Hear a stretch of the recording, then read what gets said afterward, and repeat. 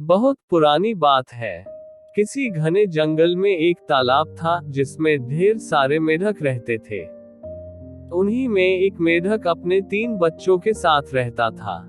वो सभी तालाब में ही रहते और खाते पीते थे। उस मेढक की सेहत अच्छी खासी हो चुकी थी और वो उस तालाब में सबसे बड़ा मेढक बन चुका था। उसके बच्चे उसे देखकर काफी खुश होते थे। उसके बच्चों को लगता कि उनके पिता ही दुनिया में सबसे बड़े और बलवान हैं।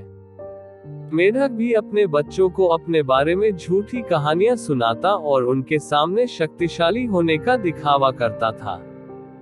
उस मेढक को अपने शारीरिक कद काठी पर बहुत घमंड था।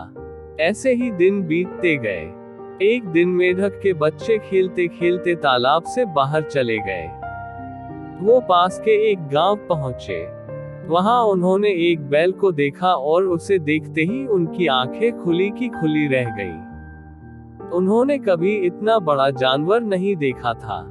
वो बैल को देखकर डर गए और बहुत ज्यादा हैरान हो गए।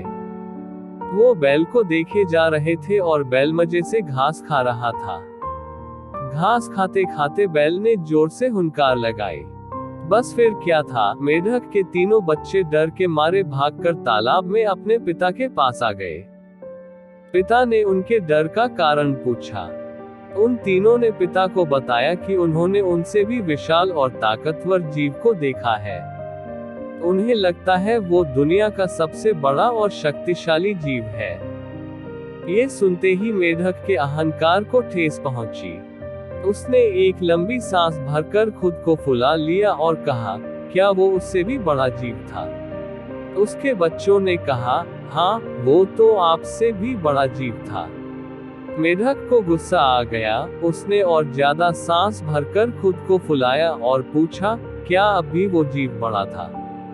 बच्चों ने कहा, ये तो कुछ भी नहीं, वो आपसे कई गुना बड़ा था।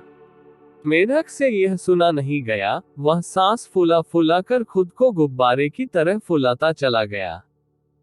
फिर एक वक्त आया जब उसका शरीर पूरी तरह फूल गया और वो फट गया और अहंकार के चक्कर में अपनी जान से हाथ धो बैठा।